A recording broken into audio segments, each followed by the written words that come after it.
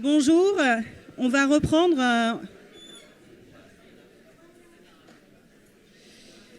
Alors c'est notre première table ronde sur interaction et liens sociaux face aux phénomènes suicidaires.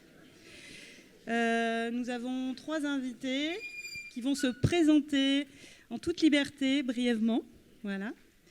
Et ensuite, on aura 3 questions à leur poser. Voilà, ils feront un retour. Ils répondront ensemble, voilà, à ces 3 questions. Donc il y a Boris Callen, je vais laisser se présenter, ainsi que Camille Lamy et Laurence Pic. Voilà. Je suis Marie Rimbaud, je suis correspondante Nouvelle-Aquitaine UNPS.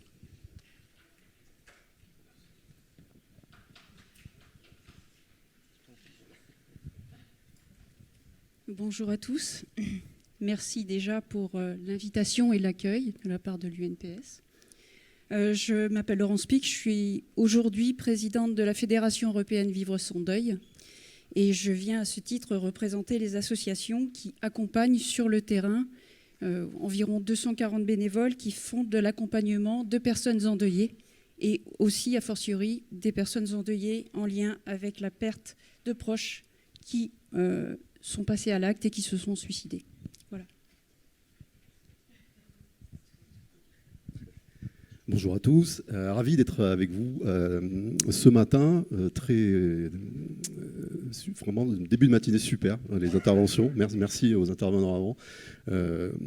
Comme monsieur le sociologue, j'ai dû rajouter des notes aux notes que j'avais faites finalement, vu l'intérêt. Juste dire que j'ai une petite pensée pour commencer, parce que je viens d'apprendre le décès de Robert Badinter, donc une conscience qui a traversé le siècle dernier et début de ce siècle-là, une haute conscience humaine.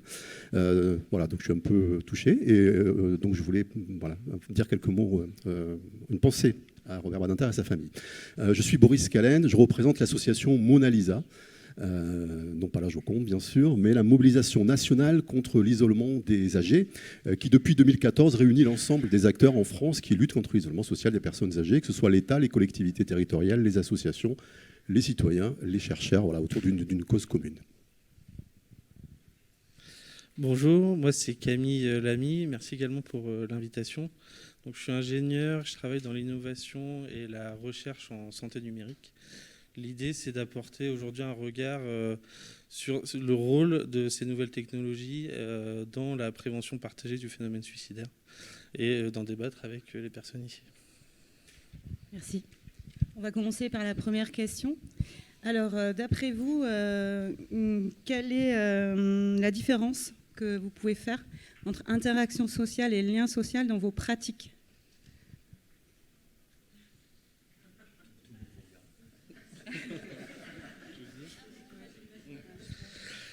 Je commencerai sur l'interaction sociale. Donc, pour moi, l'interaction sociale, c'est vraiment la manière dont des individus vont pouvoir communiquer, donc un individu, un groupe d'individus entre eux, quel échange ils vont pouvoir mettre en place. Et d'un point de vue technologique, on voit que ces interactions sociales, elles ont énormément évolué. Donc on voit que, par exemple, il y a le développement de toutes les technologies de l'information qui permettent de mettre en place des visios et de communiquer beaucoup plus facilement avec les personnes. L'idée, ça va être de débattre aujourd'hui, est-ce que c'est suffisant et est-ce que ça ne va pas remplacer finalement les vraies interactions sociales qui sont certainement essentielles. Mais elle présente quand même pas mal d'avantages. Il n'y a plus ces contraintes géographiques, il n'y a plus de contraintes de temps, il y a des échanges asynchrones qui peuvent être mis en place. Donc il y a vraiment des choses qui sont intéressantes sur ce côté d'interaction sociale et on pourrait s'en servir pour améliorer cette prévention. Il y a également sur ce point de vue d'interaction sociale, je ne sais pas si vous connaissez le test de Turing en intelligence artificielle. C'est un test qui a été fait par Alan Turing, qui est un grand penseur de l'intelligence artificielle. C'est le chercheur qui a craqué Enigma pendant la Seconde Guerre mondiale. Donc il avait dit en fait qu'à partir du moment où une intelligence artificielle pourrait échanger avec une personne et que cette personne n'arriverait pas à faire la différence entre une intelligence artificielle ou quelqu'un avec qui elle communique réellement, alors elle aurait passé le test de Turing. Et l'intelligence artificielle, maintenant, les chatbots ont passé ce test de Turing. Donc on a vraiment des outils maintenant qui sont performants en termes d'interaction sociale. L'idée, c'est de se dire, on n'a pas une solution finalement, c'est pas je ne viens pas poser là comme une solution, mais plutôt se dire, maintenant qu'on a ça, qu'on a cette technologie, comment est-ce qu'on va l'utiliser pour pouvoir la mettre en œuvre pour améliorer dans des sujets précis, dans des cas précis, l'interaction sociale pour ces différentes personnes. J'enchaîne sur le lien social. Tu passes la parole à... Donc, je passe la parole à qui veut sur l'interaction sociale. Alors, moi, je distingue vraiment le lien social et les interactions sociales. C'est vrai que le lien social, on va dire, voilà, c'était des échanges, des relations, des échanges. Et aujourd'hui, on a vu que les nouvelles technologies, avec les réseaux, le déploiement de toutes ces nouvelles technologies, on pouvait être en lien social avec le bout du monde. Mais pour le coup, est-ce que ça développe réellement des interactions sociales, c'est-à-dire, pour moi, des relations de proximité avec d'individu à individu, avec du présentiel, avec une qualité de lien qui va être totalement différente. Ça, moi, je mets ça vraiment en exergue aujourd'hui parce que je pense que, oui, on est de plus en plus en lien social avec les gens, avec le monde, mais pour autant, quelle est la qualité de ces interactions sociales que ça génère ? Et le paradoxe, c'est qu'on est de plus en plus en lien, mais pour autant, il y a de plus en plus de sentiments d'isolement et les interactions sociales, et on l'a vu, j'ai entendu évidemment les différents intervenants, je corrobore le fait que le sentiment d'isolement n'a jamais été aussi criant. Donc il y a vraiment quelque chose à discuter. Je pense que ces approches vont être complémentaires, mais justement, quelles sont les limites des uns et des autres, et comment faire en sorte que ces différences se rapprochent pour en faire une action commune au service des personnes qui se sentent de plus en plus seules, isolées. Voilà, dans un premier temps. Oui, je rejoins ce qui a été dit, notamment sur la distinction que nous on fait de façon très, très claire et que les scientifiques font sur l'isolement social et la solitude. L'isolement social étant vraiment une donnée quantitative où on va demander aux personnes combien de fois par semaine vous voyez tel ou tel individu dans le cercle familial, dans le cercle social, associatif et dans le monde du travail. Et à partir des réponses que l'on a, on dit par exemple aujourd'hui, il y a en France, Fondation de France, CREDUP qui donne des chiffres, il va y avoir 7 millions de personnes en France, à tous les âges de la vie, je crois que c'est 18 ans et plus, qui sont en situation d'isolement social. Quand on a fait ça, on n'a pas répondu évidemment à la qualité du lien social, ni à la fréquence. Donc il y a une autre question, et souvent c'est le loneliness scale de l'UCLA qui est pris comme indicateur sur celui-là. Par contre, le sentiment de solitude, c'est la question de la qualité. Et la question de la qualité, on en a parlé ce matin, et il y a la question de la sécurité, c'est-à-dire sur qui je peux compter quand j'ai un problème. La question vraiment de la sécurité. Est-ce que je sais sur qui je peux compter ? Quelle est la qualité des relations que j'entretiens et qui me produit ce sentiment de sécurité ? Mais j'ai envie de rajouter 2 autres éléments sur la qualité des relations. Un qui est de dire, c'est aussi la question de la reconnaissance. Est-ce que je compte pour quelqu'un ? Est-ce que je reconnais dans le regard de l'autre ma place dans le monde ? Est-ce que ça me donne envie de me tourner ensuite vers la 3e composante qui est la participation ? C'est-à-dire une fois que je me sens en sécurité et que j'ai un besoin, que je suis reconnu dans mon identité et dans qui je suis, comment je vais dans le collectif finalement, en société, parmi les autres ? Pour nous, c'est ça la question de la qualité. Et ce qui est important de dire dans les études, c'est que les deux ont un effet propre, c'est-à-dire ne se rejoignent pas. Et c'est important quand on va essayer de faire du repérage pour pouvoir agir derrière. C'est-à-dire qu'on peut être isolé sans avoir de sentiment de solitude. Et par contre, on peut être parmi les autres et se sentir seul. Alone in the crowd, disent les Anglais. Seul dans la foule. Et c'est important parce que sinon on passe à côté de certaines situations. Voilà. Prenons l'exemple, nous on travaille sur les personnes âgées, une aide à domicile pourrait dire, de toute façon ça va, la dame elle n'est pas seule, vu que je viens 2 fois par semaine, que l'infirmière passe le vendredi et que son petit-fils vient le week-end. Peut-être. Mais qu'en est-il de la question de la qualité des relations qu'elle entretient ? Merci. On va passer à la 2e question. Vous rebondirez plus tard. La place et le rôle des interactions sociales dans la compréhension du phénomène suicidaire, qu'est-ce que Qu'est-ce que c'est pour vous? Je vais finir juste avant sur le lien social, Oui. sur peut-être le rôle que pouvait avoir la technologie sur l'apport, sur le côté lien social, qui est pour moi quelque chose qui va être plus dans la durée, dans l'affectif qu'on pourra avoir avec un groupe de personnes, avec un professionnel de santé, avec un proche. Et on voit qu'il y a, sur le même principe des associations de patients qui existent dans la réalité, il y a des réseaux communautaires qui se créent sur Internet, qui permettent aux gens qui ont subi les mêmes stigmates, et notamment des personnes qui sont en situation de dépression et à tendance suicidaire, de pouvoir échanger sur les mêmes sujets, ou de manière anonyme ou de manière non anonyme. Et ça crée finalement avec cette communauté un lien social qui sera parfois compliqué à retrouver, comme il le disait tout à l'heure, en présentiel. Évidemment que c'est bien si on pouvait trouver ça autour de nous. Le fait est qu'on ne l'a pas toujours, et au moins une des solutions qu'on peut avoir maintenant, c'est de trouver ces personnes-là qui ont subi les mêmes problèmes que moi en ligne et partager mon expérience. Et je trouve ce qui est intéressant aussi d'un point de vue interaction sociale, quand on reprend les travaux du sociologue Erwin Goffman, qui explique que l'interaction sociale, c'est quelque chose qui est dur, c'est pas évident, on est dans un jeu social en permanence quand on échange avec les autres, il ne faut pas perdre la face. Et une personne qui va être en dépression, une personne qui ne va pas aller bien, va avoir plus de complexité à jouer ce jeu social. Et finalement, l'interaction sociale via les outils numériques va baisser cette complexité d'interagir avec les autres. Donc voilà, encore une fois, je ne dis pas qu'il faut le remplacer, mais ça simplifie pas mal des chances sur l'interaction sociale et même le lien social. Alors je me permets de rebondir pour le coup. Je vais être impertinente parce que effectivement, les liens sociaux peuvent donner des sentiments de communauté, d'appartenance, où on a l'impression qu'on est soutenu, on est ensemble, mais pour autant, on peut très vite se faire lyncher sur des réseaux sociaux, par exemple, et ça peut au contraire se retourner contre nous. On le voit avec toutes les problématiques de harcèlement. On a vu à quel point, chez les jeunes notamment, ces problématiques continuent non seulement à l'école, mais aussi dans la vie privée, sur les réseaux, menant des personnes et des jeunes en fragilité à se suicider, pour le coup. Donc, méfiance sur ces réseaux qui peuvent à la fois créer des interactions très fortes et des liens très forts, mais en même temps, paradoxalement, générer des souffrances énormes sur le plan psychique et voire même aller jusqu'à intenter à sa vie. Voilà, juste.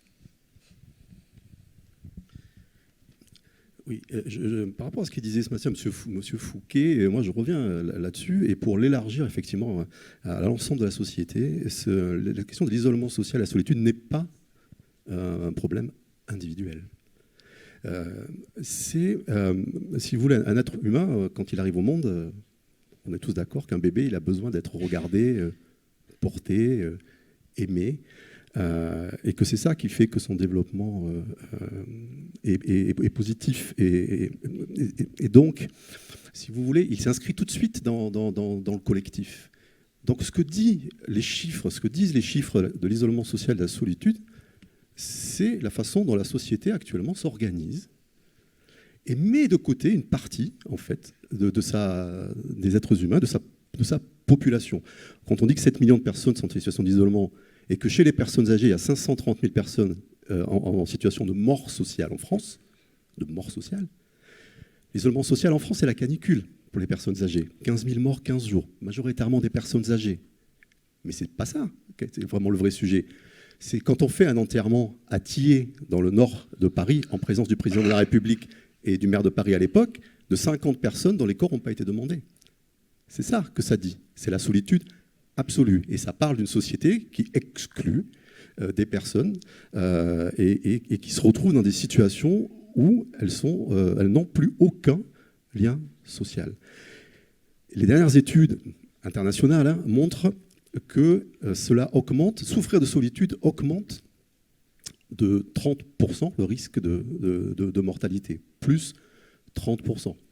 Quand on sait ce qu'on vient de dire, qu'on est des êtres sociaux, qu'on a besoin des autres pour exister, on n'est pas surpris, mais le fait qu'il y ait eu effectivement ces événements-là a fait qu'on s'est intéressé au sujet et que maintenant, le directeur de la santé publique des États-Unis vient de rendre un rapport où il parle d'épidémie de solitude aux États-Unis et où il met en corrélation ce sujet-là, la solitude, comme un enjeu de santé publique, au même titre que l'alcool ou fumer. C'est équivalent à fumer 15 cigarettes par jour, plus 30%.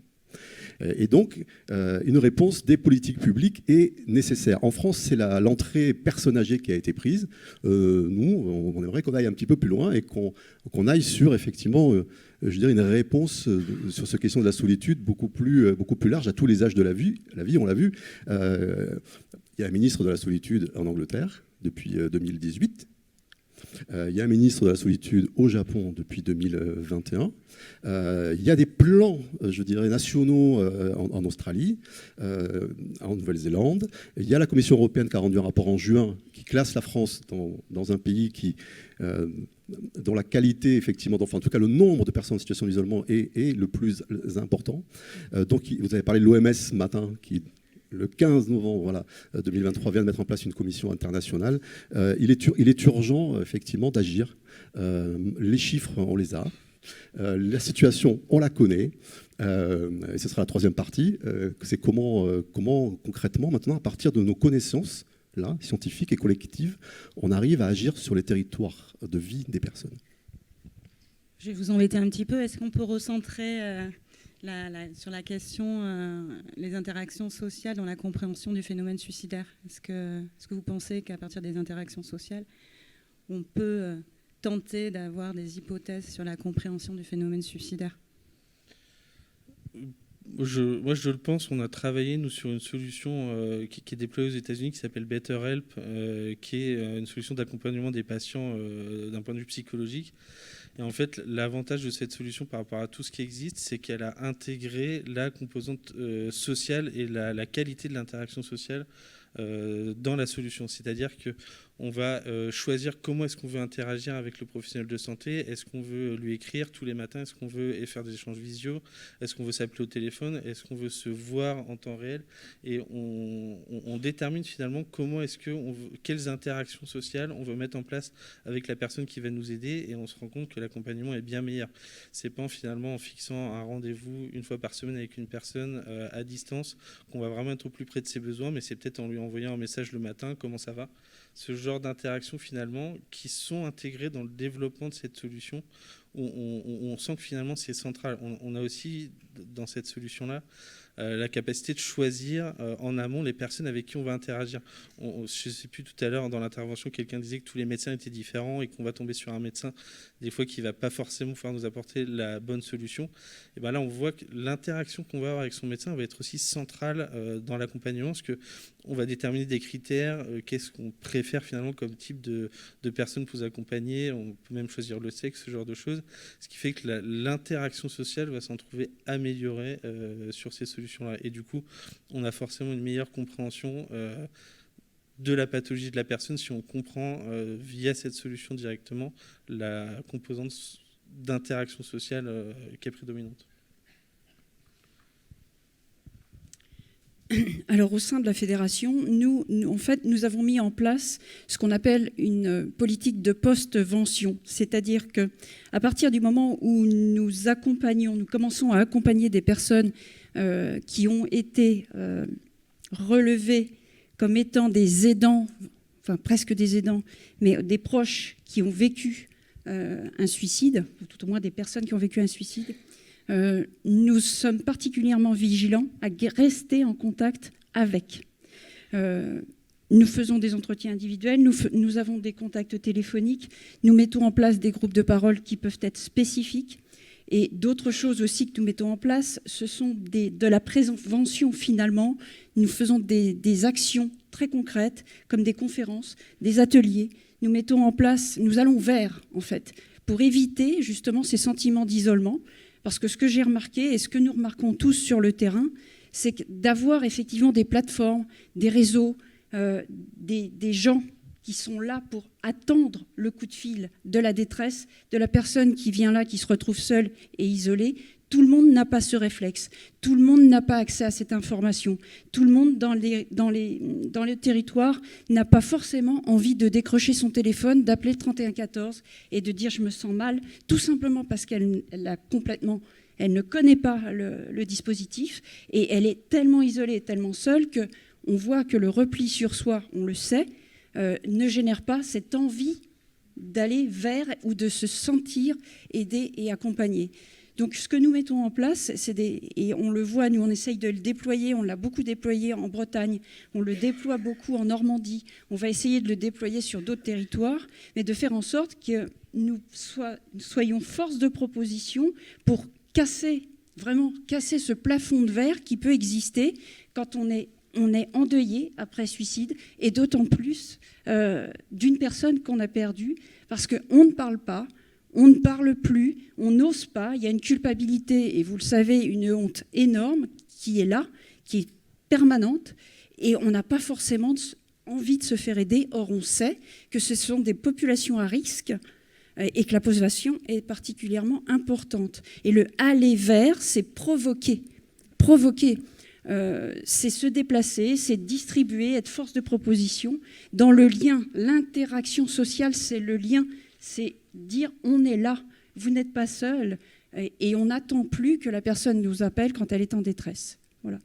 Je rebondis juste 2 minutes, excusez-moi, Boris Callen. Oui, c'est important ce que tu viens de dire là sur le fait des personnes qui ne sont pas en capacité de demander de l'aide. Elles font déjà la démarche d'aller vers des plateformes, des associations. Elles ne sont pas forcément en capacité d'appeler 3114, mais peut-être on peut faire la démarche avec elles aussi. Il y a aussi la plateforme S-Soir aussi, qui est une ressource essentielle du CHU du Vinatier. En tout cas, il y a énormément de choses qui existent maintenant pour pouvoir orienter, même si effectivement ça ne suffit pas. Mais en tout cas, je pense qu'il y a la singularité de chacun. Comme disait Camille, il y a des gens en fait, qui ne sont pas du tout en capacité d'aller voir une personne réellement. En fait. Ils préfèrent utiliser le virtuel dans un premier temps. Et il y a les chatbox ou Helios, enfin en tout cas il y a plein de plateformes qui existent qui permettent déjà ce premier pas d'aller vers l'autre en fait.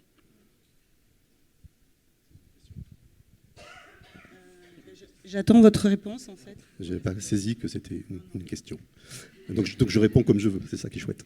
Non, je continue sur l'interaction voilà, dans la compréhension du processus suicidaire. Pour nous, la réponse à Mona Lisa, elle est sur trois axes. Hein. Un, la coopération. On l'a dit ce matin, mais on va en parler. 2, dans la proximité, dans le réel, de là où habitent les gens. Et 3, avec l'engagement citoyen, qui n'est pas, à nos yeux, encore assez, je dirais, utilisé dans le bon sens du terme.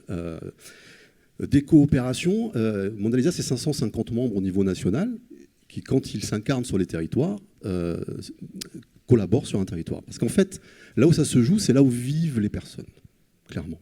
Donc la personne âgée ou la personne plus jeune, elle habite un quartier. Donc la question, c'est de savoir sur ce quartier-là, sur ce village-là, sur cette ville-là, comment on arrive à coopérer en proximité dans le réel. Dans le réel de là où les gens vivent, mais dans le réel là où les gens travaillent également. Et donc on peut mettre dans la boucle, nous c'est ce qu'on fait concrètement sur les territoires. Si on prend Bordeaux, on prend un quartier, et on dit ok, sur ce quartier-là, qui sont les intervenants? Professionnels de santé, associations, la ville, mais aussi le gardien d'immeubles et les bailleurs sociaux, mais aussi le pharmacien, le boulanger, et la veille, je dirais, citoyenne collective. Mais ça s'anime, j'ai envie de dire. L'émergence de la possibilité de coopérer sur un territoire ne peut marcher que s'il y a la possibilité d'une animation sur le territoire et qui fait qu'il y a un espace pour que les gens puissent avoir une culture commune et agir ensemble sur ce sujet-là. Et on pense aussi que les équipes, on a 900 équipes citoyennes en France. C'est quoi une équipe citoyenne Mona Lisa? Ce sont des citoyens qui s'organisent en équipe pour lutter contre l'isolement. Donc l'objet, c'est la question de l'isolement de proximité. Donc c'est mon voisin et c'est mon quartier. Elles sont rattachées à une association ou à une collectivité territoriale. Elles sont une réponse, je dirais, complémentaire. J'ai été bénévole en soins palliatifs. C'est un peu ça. C'est-à-dire, il y a quoi en soins palliatifs? Il y a la personne, il y a son entourage de proximité quand il existe, familial, amical, il y a le médecin, il y a l'infirmière, les aides-soignants, le psychologue, un ensemble de professionnels. Et il y a un bénévole qui représente quoi? L'humain, la possibilité d'être là et de pouvoir interagir avec la personne sur ce niveau-là. Les autres professionnels ont tous, évidemment, leur intérêt majeur, mais ils ont quelque chose à faire. Et ils sont payés pour le faire. en soins palliatifs, le fait d'avoir rajouté un bénévole, c'est l'idée aussi de rajouter de la citoyenneté, de l'humanité. Et pouvoir dire, je dirais, à cette personne-là, peut-être qu'on ne dit pas à d'autres, et rentrer en relation de façon différente. Et c'est la globalité de cet écosystème qui fait la plus-value de l'accompagnement de la personne en soins palliatifs. De la même façon, sur un territoire, on pourrait créer une niche, je dirais, relationnelle, élargie à l'écosystème de proximité de la personne, un écosystème bienveillant, où il y a effectivement l'ensemble des professionnels qu'on vient de citer, mais il y a également l'engagement citoyen, et un engagement citoyen qui peut venir, je dirais, vers les personnes qui sont quand même très, très, très, très éloignées et qui ont besoin de cette relation de confiance et de ce temps en tête-à-tête avec quelqu'un qui vient les voir uniquement pour venir les voir et passer du temps avec eux. Alors c'est marrant parce que tu m'as piqué l'idée. On s'est piqué l'idée. Parce que moi aussi, je suis issue des soins palliatifs. Et moi aussi, comme solution, j'avais pensé à ça. Et effectivement, je pense qu'il faut couper aussi ces strates et travailler ensemble. Et j'avais pensé, moi, le trinôme que tu évoquais en termes de psychiatre, par exemple, l'hôpital, mais travailleurs sociaux et bénévoles. Et effectivement, et j'irais même plus loin, j'apportais peut-être un autre dispositif qui est mis en place dans les soins palliatifs, qui est la personne de confiance. C'est-à-dire qu'une personne qui va être là, vigilante, qui peut être le bénévole, et qui va pouvoir être là en proximité auprès des autres. Donc il y a vraiment un dispositif tripartite, où ça peut être à partir de 4 acteurs, mais en tout cas, de faire en sorte que les liens soient là en permanence entre les différentes strates et qu'on ne soit plus séparés les uns des autres pour interagir et intervenir auprès de la population isolée. Voilà. On voit bien que c'est important, en fait, les sentinelles et le réseau de proximité pour que les personnes se sentent autonomes, en fait. Ça, c'est important de redonner du pouvoir aux personnes. Hein. C'est vraiment essentiel. Et pour aller dans votre sens, je vais reprendre un peu mes sujets, mais vous allez voir que c'est en lien avec ce que vous dites. C'est qu'il y a pas mal d'études qui montrent qu'il y a vraiment un intérêt d'utiliser les outils numériques, l'intelligence artificielle. Il y a notamment une sorte de chatbot qui va faire office de journal intime. C'est bien d'avoir un journal intime, mais là, il est super, ce journal intime, parce qu'il va me répondre, il va me comprendre, il va créer une interaction. Après, ça va pas plus loin que ça, mais finalement, ça a un rôle dans cette prise en charge-là. Et ce que dit l'étude, et ce que disent d'ailleurs quasiment toutes les études sur le sujet, c'est que oui, c'est bien, oui, on a identifié des améliorations, par contre, ça ne va pas remplacer. Par contre, il faut voir comment on va l'intégrer dans le milieu social de la personne. Et vraiment, toutes les études prennent ces pincettes-là. Il y a une autre étude qui montre que chez les jeunes, notamment, il y a une plateforme communautaire dont je parlais qui permet de recréer du lien social. Et c'est pareil, c'est qu'in fine, ils disent on a des effets bénéfiques, on a identifié sur les cohortes que ça marche. Par contre, attention à faire attention que ces liens sociaux qu'on est en train de créer, ils vont pas supprimer d'autres, ils vont pas remplacer finalement. Il faut toujours avoir cette approche de complémentarité pour que ça fonctionne. Après, ce qui est intéressant dans la compréhension du phénomène suicidaire sur ces outils numériques, c'est qu'on a énormément de données qui vont nous permettre de mieux comprendre les patterns et de mieux pouvoir agir, notamment avec ce chatbot. Il arrive à comprendre quand la personne est vraiment dans une situation de détresse. Elle ne va pas appeler, finalement, elle ne va pas sortir le numéro de téléphone, mais en parlant avec ce journal intime, le chatbot va pouvoir proposer des actions, il va même pouvoir agir pour la prise en charge de cette personne-là. Est-ce que vous avez quasiment répondu à la troisième question ? Est-ce qu'on peut revenir sur la troisième question, en fait, qu'on a un peu abordée dans la deuxième question, sur les pistes, voilà, de réflexion par rapport à la compréhension du processus suicidaire dans les interactions sociales. Quelles seraient les pistes ? Alors, vous avez déjà un peu répondu, mais est-ce que vous pouvez un peu plus développer, donner des exemples ? Je peux juste continuer parce que j'ai abordé ça sur le sujet de la donnée. Je trouve que c'est important dans la compréhension du phénomène suicidaire d'avoir de la donnée et de comprendre via ces outils numériques d'où ça vient, et ça permet de mettre en place derrière des campagnes de prévention. On va pouvoir cibler les campagnes de prévention sur les différents individus. On reste sur de la prévention primaire parce que finalement on ne sait pas si l'individu est à risque ou pas. Par contre, on saura que sur une jeune fille, un jeune garçon, une personne plus âgée, finalement, ces différentes personnes vont avoir besoin d'avoir des accompagnements différents différents et grâce à la donnée, finalement, on va pouvoir mieux cibler ces accompagnements, ces formations, la sensibilisation.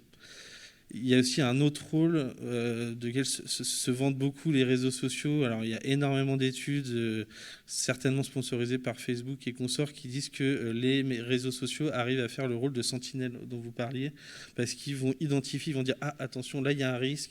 Ils vont voir que la personne, elle écrit moins souvent, que la personne, elle écrit des mots plus courts, qu'elle fait des fautes d'orthographe. En fait, ils vont analyser plein de choses et ils vont voir qu'il y a un problème chez cette personne-là. Pour autant, il y a beaucoup d'études qui montrent qu'ils ont la capacité de faire ça. Après, il n'y a rien qui est fait pour l'instant de la part de ces acteurs-là. C'est-à-dire qu'il y a la capacité, elle est là. Par contre, le développement derrière de ces solutions et de les ancrer dans le réel, c'est pas fait.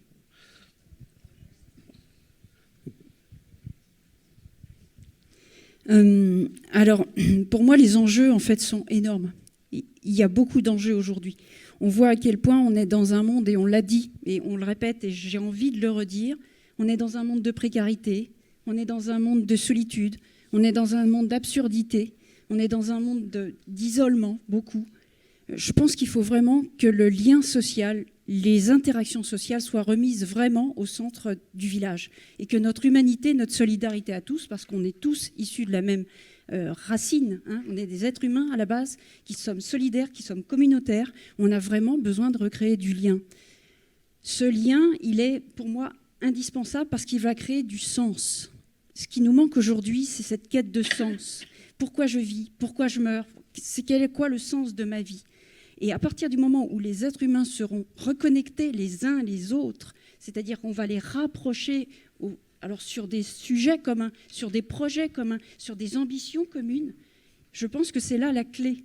Et pour ça, pour moi, il est important de remettre en place des politiques de proximité, avec vraiment des interactions sociales, comme je disais, aller vers l'autre, ne pas attendre qu'il vienne vers nous, soit être force de proposition sur des dispositifs qui remettront du lien et du sens. Pourquoi je suis bénévole ? Parce que j'aime l'être humain, parce que j'ai envie de lui donner du temps. C'est le sens que j'y donne. Pourquoi j'interviens comme assistante sociale ? Parce que dans mon métier, j'y trouve du sens, etc., etc. Je pense qu'il y a vraiment besoin de cheminer sur ces dispositifs pour retrouver du sens dans nos interactions sociales.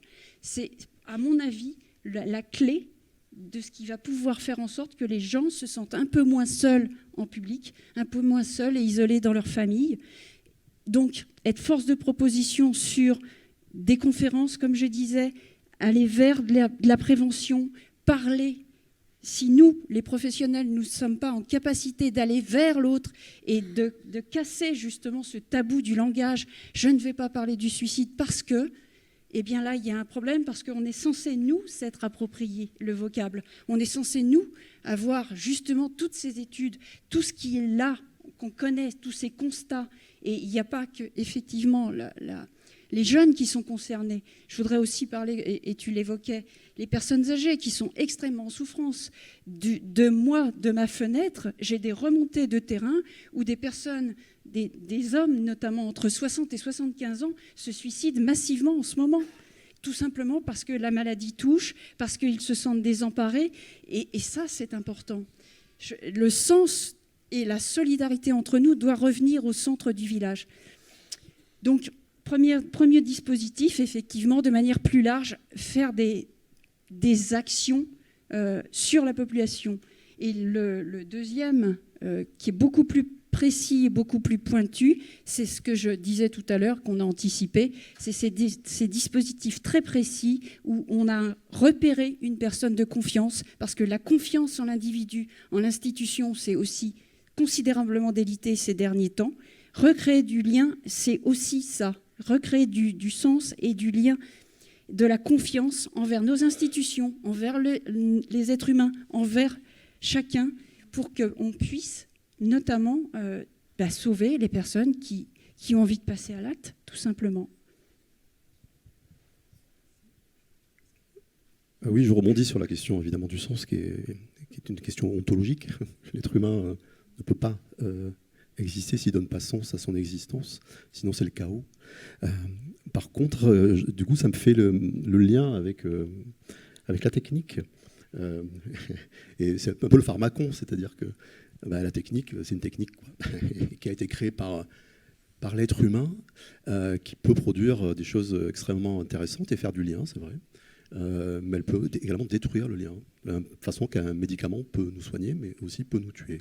Donc c'est important quand on utilise effectivement des techniques, de savoir pourquoi on les utilise, et quelle est la question du sens. Quel projet de société on a envie de promouvoir les uns avec les autres. Parce que c'est ça, la technique, ça n'a rien d'autre. Évidemment, si quelqu'un, une personne âgée, elle a 80 ans, mais elle est dans son quartier, et elle a des liens sociaux dans son quartier, et que la technique lui permet, de façon beaucoup plus fréquente, de pouvoir discuter avec ses petits-enfants qui vivent aux États-Unis, c'est génial, pas de souci.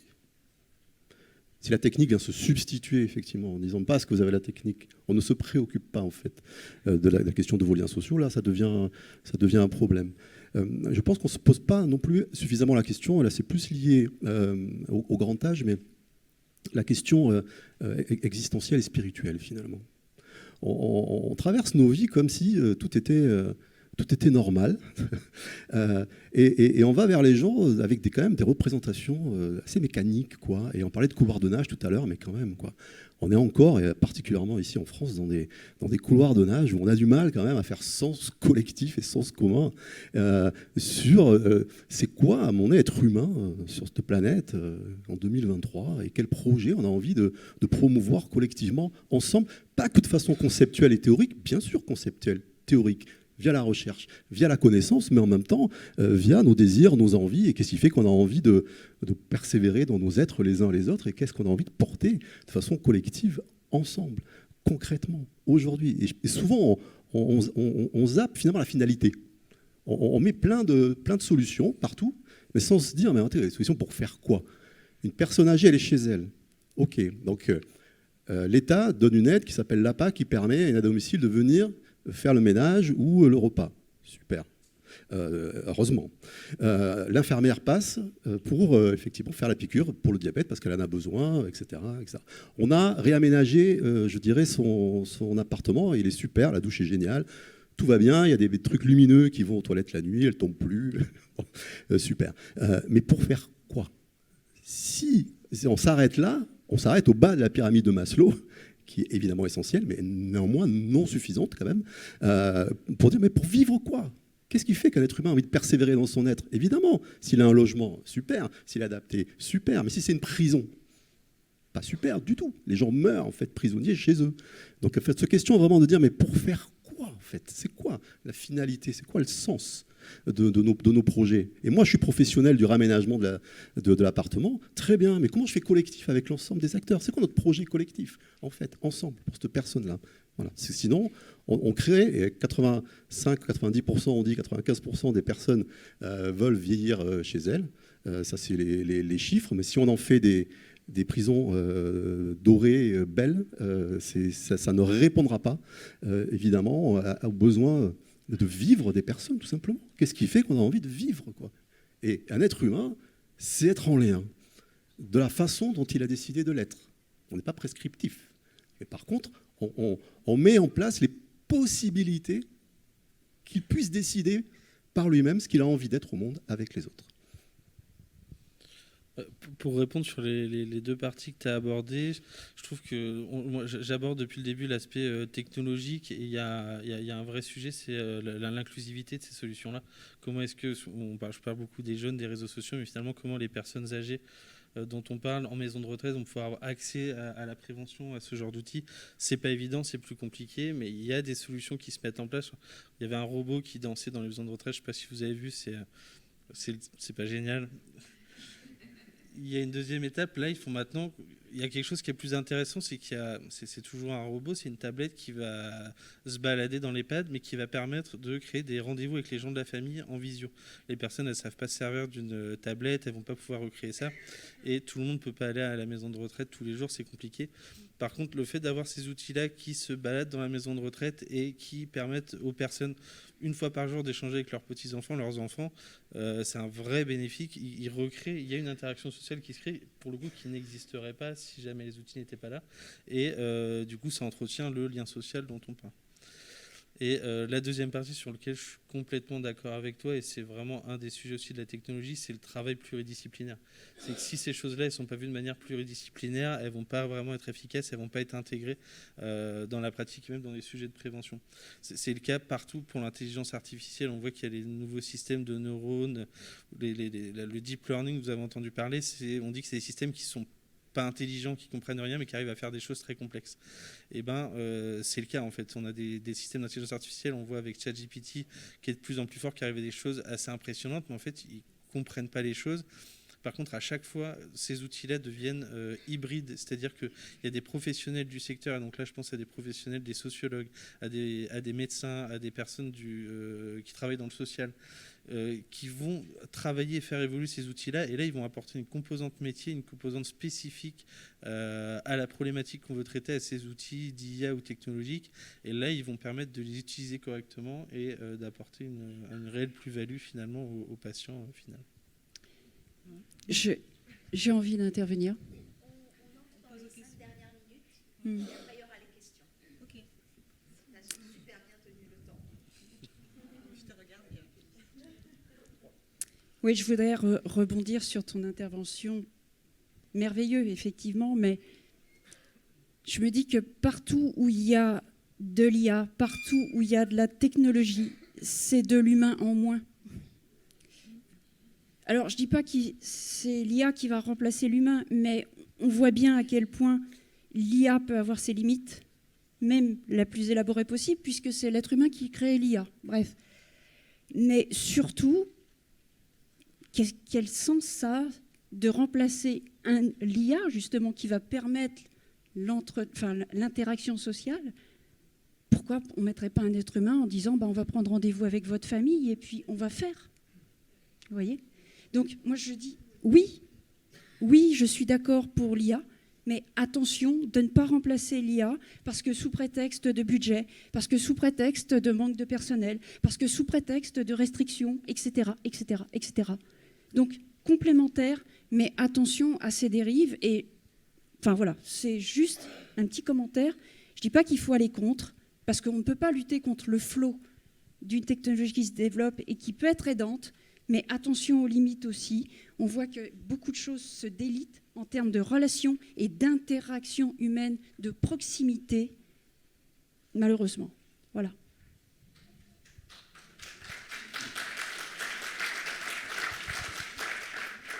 Après, moi, je voudrais juste... en fait, ce qui est important aussi, c'est d'interroger les personnes en souffrance, de qu'est-ce qu'elles ont besoin aussi. Et des fois, par le biais des maisons des usagers, etc., on est très surprise des réponses qu'on peut... Voilà.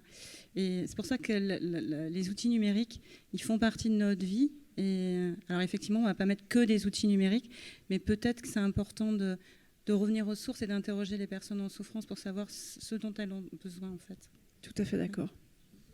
Pour conclure, pour l'instant, ces solutions-là, elles viennent plutôt se substituer au rien qu'au fait qu'il y ait quelque chose. Elles viennent plutôt combler les trous là où il n'y a rien et on apporte ça. Mais je suis d'accord qu'il ne faut pas, du coup, d'un autre côté, que ça empêche finalement de recréer ces liens-là. Mais c'est plutôt des lacunes qui viennent être comblées pour le moment que vraiment un remplacement des pratiques et l'effet délétère dont on parle.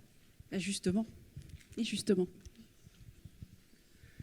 Oui, sur la question pour finir, effectivement, sur la question de la technique, c'est la question de l'accompagnement éthique, finalement, et éthique et philosophique, une fois de plus. C'est-à-dire qu'il faut encadrer. Il faut d'un point de vue éthique et philosophique, qu'est-ce qu'on veut faire de ça? L'être humain a tendance à faire tout ce qu'il peut faire, quand il peut le faire. Bon. Donc, il est rarement en train de se dire bon, je pourrais le faire, mais bon, je vais éviter parce que c'est pas bien. Bon, évidemment, ça peut arriver sur des hauts niveaux de conscience. Mais la vérité, c'est dans le réel, c'est pas comme ça que ça se passe. Dès que l'être humain a eu une technique et qu'il a pu l'utiliser, il l'a fait. Il l'a fait. Avec ce qui s'est passé derrière. La bombe atomique a été réalisée, on est d'accord. Donc dès qu'on a la technique pour le faire, on le fait. Donc c'est plutôt, à mon avis, comment nous, là ici en France ou en Europe, on arrive à produire à un moment donné des instances de régulation sur la question de l'utilisation de ces outils d'un point de vue éthique et philosophique. Et c'est ça qui permettra voilà, d'avoir des réponses adaptées effectivement à notre projet. Ma seule crainte, c'est qu'on a de moins en moins Je conclus avec ce que j'ai commencé, mais quand même.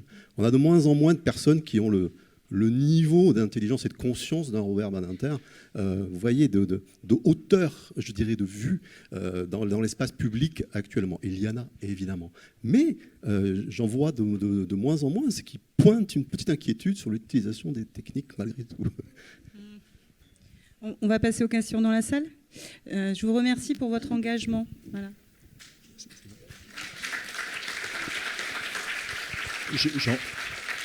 Hervé en régie, vous m'entendez? Allô? Allô? Marie?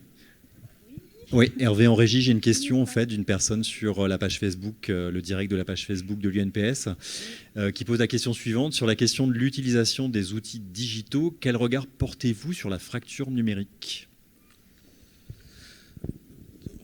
Ouais, on l'abordait un petit peu sujet à la fin sur, en effet, c'est un vrai problème, la fracture numérique sur ces sujets-là. L'idée, c'est d'essayer de rendre ces technologies le plus accessible possible.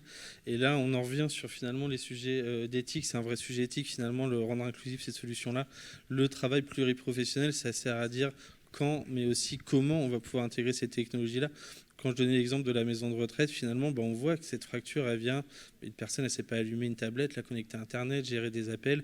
Et là, on va apporter un système qui va simplifier toute cette technologie pour recréer cette interaction sociale. Mais finalement, c'est un des vrais enjeux que va devoir relever les solutions digitales sur l'accompagnement de ces personnes.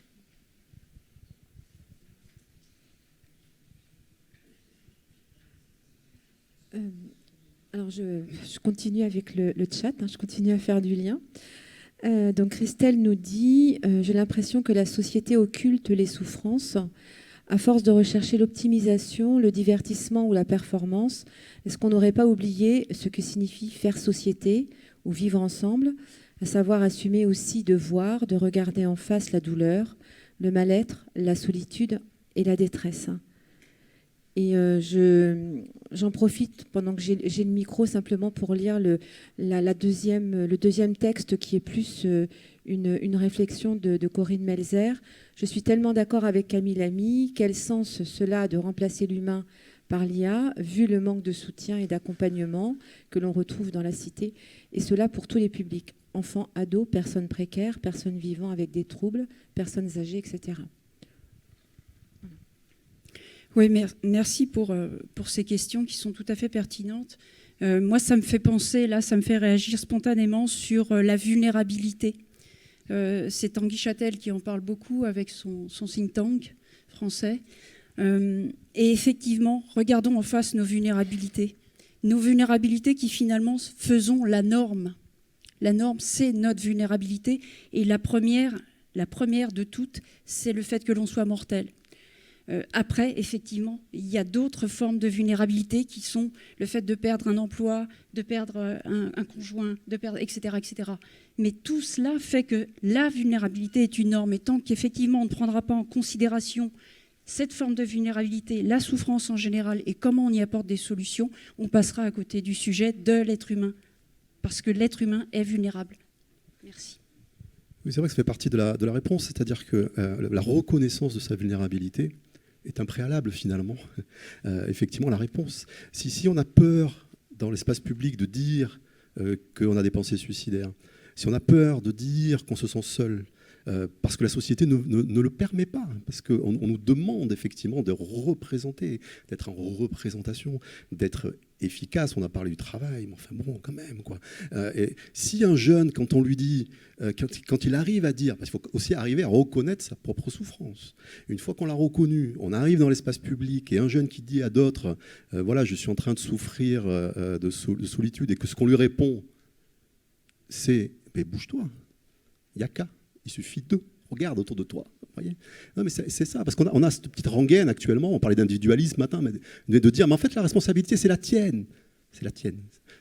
Donc, pour arriver et là, on est vraiment aussi sur des campagnes plus globales, aussi plus nationales, qui est de dire aux gens aussi que la solitude fait partie de la vie. Parlons-en. Souffrir à un moment donné du manque de liens sociaux ou d'un événement qui fait que j'ai envie d'arrêter ma souffrance, donc de me suicider, Si on perçoit que dans l'espace public, on ne peut pas le dire parce que c'est un tabou, évidemment que ça va empêcher, je dirais, la réponse. Donc oui, évidemment, la dame, je souscris totalement sur cette idée que le principe de base, c'est la vulnérabilité, vulnus, voilà, être ouvert à la blessure. Attends, excusez-moi, je devais prendre la parole. Oui, donc bonjour à tous et merci beaucoup pour vos paroles. Moi, je suis universitaire et je travaille aussi pour une association qui s'appelle l'association Esther Lumière. Je voulais juste dire 2-3 choses par rapport à cette distinction entre interaction et lien. En fait, ce que je pense, c'est que le mot interaction, c'est un peu quelque chose d'un peu froid. Vous avez deux personnes qui se rencontrent, qui vont parler, qui vont passer 2 minutes au téléphone, qui vont se voir en chat ou des choses comme ça. Mais quand on parle de lien social, là, il y a de la bienveillance. Et franchement, vous l'avez très bien décrit. Et voilà, je pense qu'à partir de ce moment-là, on peut vraiment partir du lien social. Et c'est vrai que c'est pas évident de créer du lien social par les outils numériques, parce qu'on n'a pas cette présence, cette chaleur, le fait d'avoir quelqu'un en face. Donc je pense qu'effectivement, il faut essayer de retrouver ça. Je voulais aussi dire une deuxième chose par rapport au problème de la violence et du harcèlement chez les jeunes. Alors bon, moi, je travaille aussi sur l'image parce que je suis aussi artiste et photographe. Et en fait, la conclusion que j'en ai, c'est que non seulement ça peut être violent verbalement, mais les images sont aussi très violentes. Et on est aujourd'hui dans un monde, malheureusement, et c'est pas seulement les réseaux sociaux, mais ça touche plus les jeunes, qui sont soumis à des images vraiment terribles, que moi je ne veux pas voir, que je ne regarde pas. Ils regardent la télé, ils regardent Netflix, enfin voilà, toutes ces questions-là, qui à mon avis, vous parliez justement de la question de la technique, donc là on est dans un mauvais usage de la technique. On se retrouve qu'on a un problème d'éducation parce qu'on n'arrive pas à limiter ces usages qui malheureusement portent préjudice à mon avis à la jeunesse. Et moi dans notre association, ce qu'on a essayé de faire, c'est justement pour créer des liens sociaux, aller vers les autres et essayer de faire des conférences. Donc je viens ici un peu en demande. Je cherche des lieux pour faire des conférences. J'ai écrit plusieurs articles. Ça fait 3 mois que je cherche à trouver des lieux. J'ai contacté des MJC, des associations, des universités. J'ai pas eu de réponse. J'ai toujours pas de date. Donc voilà, je reste ouvert. Je fais des conférences qui sont plutôt liées à la problématique des jeunes et des étudiants et des adolescents pour leur donner quelques éléments pour qu'ils puissent s'exprimer, parler et avoir quelques éléments de réponse. Et voilà, je vous remercie. Ok. Donc c'était juste merci beaucoup pour vos interventions.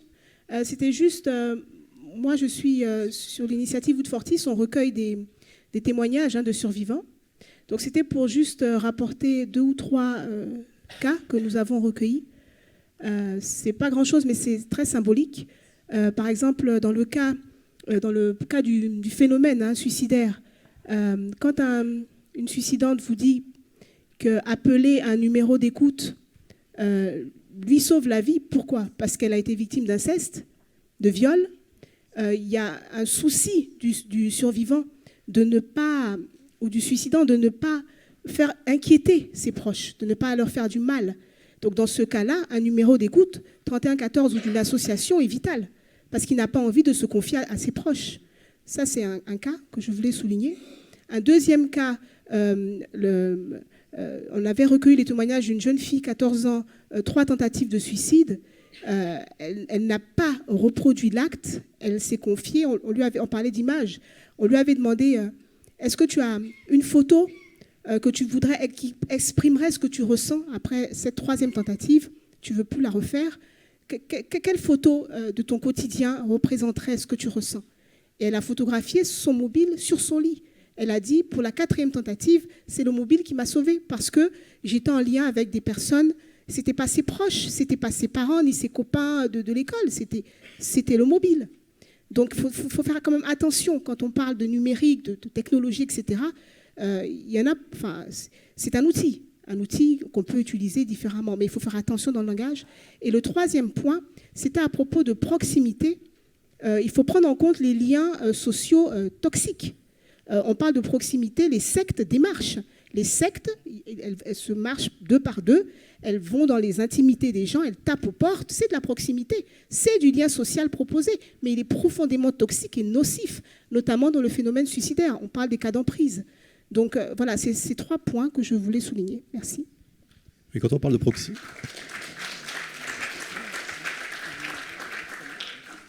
Bravo, Christina. Merci beaucoup. Quand on parle de proximité, pour nous en tout cas, c'est coopération et proximité. C'est-à-dire, évidemment, c'est de ne pas agir seul. C'est pas un dans le quartier qui agit, c'est la coopération. En fait, tout le monde agit collectivement, ce qui fait que, en fait, on a un projet commun pour agir et qu'évidemment, on ne va pas soutenir dans un collectif de proximité, je dirais, une association qui viendrait aller dans le sens que vous venez de dire. Et c'est ce qu'on disait aussi sur les technologies. En fait, ce qui est important, c'est d'avoir une multiplicité de réponses. Voilà. Mais par contre, ce qui manque, me semble-t-il, c'est le lien entre ces possibilités de réponse, voilà, aujourd'hui. Oui, je vous remercie vraiment pour ces pondérations que vous apportez et ces éclairages aussi. Il est évident que la bienveillance est fondamentale dans tout ce qu'on apporte. Et le tiers, ne jamais agir en one-to-one. Il est important de mettre les personnes ensemble, mais à plusieurs, pour qu'il y ait une autorégulation, justement, pour éviter les dérives. Il est important de mettre plusieurs acteurs autour de la table. Il ne s'agit pas d'interagir justement dans des relations qui peuvent être toxiques, où là, c'est facile d'endoctriner. Je suis tout à fait d'accord avec vous. Excusez-moi, je suis Joanne Breton, je suis psychiatre, coordinatrice du 3114 Centre Val-de-Loire. Je voulais revenir parce qu'on parle beaucoup des jeunes, mais en fait, moi, j'en ai rencontré sur les actions de terrain et j'entends parler de façon négative. En fait, je les ai trouvés très bienveillants. Alors, c'est ça, bienveillants, où ils prennent soin les uns des autres. Ils ont très bien compris les messages de prévention. Et j'ai été plutôt agréablement surprise parce que c'était même facile de venir leur présenter le dispositif. Ils trouvaient une ressource, ils ont scanné la carte, ils sont allés voir tout. Enfin, ils sont très à l'aise avec la nouvelle technologie. C'est leur monde. Et en fait, je pense que, voilà, du coup, je voulais parler avant Christina, mais Christina l'a illustré, ça. Et en fait, voilà, après, effectivement, je crois qu'ils incarnent bien le numérique, en fait. C'est ça qui est incroyable et qui est peut-être plus difficile pour nous, plus âgés, à comprendre. C'est qu'eux, ils arrivent à incarner le numérique. Dans cette incarnation, à l'habiter et à être quelque chose. Et effectivement, appeler la grand-mère qui habite, alors moi, je m'appelle Breton et je suis bretonne, à l'autre bout de la France, et vraiment en faire quelque chose, quoi. Donc, j'ai entendu parler, voilà, moi, je voulais apporter plutôt un témoignage positif. Oui, je voulais intervenir par rapport à Mona Lisa, parce qu'effectivement, je pense que c'est un... Je suis là. Je pense que c'est un dispositif qui mériterait d'être plus connu, et notamment par les associations qui gravitent autour du lien social. Et mon intervention, elle se situe effectivement sur l'isolement de la personne âgée, sur le lien social d'interaction. Et c'est pour redonner l'expérience que nous, dans notre association, on vit dans certaines villes de France, sur le lien très très intéressant avec les CCAS, et qui ne se limite pas à des réunions deux fois par an, qui font un vrai travail de repérage, par exemple des personnes, je prends qu'un exemple pour faire court, de repérage des personnes âgées dans certains immeubles, notamment dans les grandes villes où il y a des barres d'immeubles où il y a beaucoup de personnes âgées, et avec les concierges et les bailleurs sociaux, il y a des repérages qui sont faits de manière à avoir des actions au bas de l'immeuble ou dans les étages, de manière à effectivement aller vers la personne âgée parce que les personnes âgées aujourd'hui, celles qui ne sont pas en institution, notamment celles du grand âge, ne sortent pas beaucoup de chez eux. Et c'est vrai que, et je voulais juste porter votre attention là-dessus, je pense qu'il y a un vrai travail à faire avec les CCAS des villes, enfin voilà, sans parler de la ruralité qui a d'autres problèmes. Merci. Oui, merci beaucoup. Sur la question de la communication, on va essayer de s'améliorer. On y concourt un peu aujourd'hui à se faire connaître. La porte d'entrée des CCAS, des centres communaux d'action sociale sur les territoires et des villes, oui, bien sûr, un très grand nombre en fait, de villes et de CCAS sont membres de Mona Lisa, parce qu'une personne, quand elle a un besoin, la plupart du temps, elle pousse la porte de sa mairie, tout simplement, pour dire, voilà, j'ai tel besoin. Donc oui, c'est fondamental. Et puis c'est ouvrir la porte, et on en revient à ce qu'on disait, de la proximité du territoire de vie des personnes. Mais à votre service, pour qu'on puisse discuter après et échanger. Éléonore, je voulais juste livrer encore, je suis désolée, mais une réflexion du chat. Attention de ne pas caricaturer la relation aux technologies. Cela doit rester un outil dont le professionnel a l'usage en cas de relation de soins avec la personne en souffrance. D'où l'importance de la réflexion éthique et collective. La technologie favorisera le lien social pour certaines personnes et pas pour d'autres. Voilà, un certain monsieur F.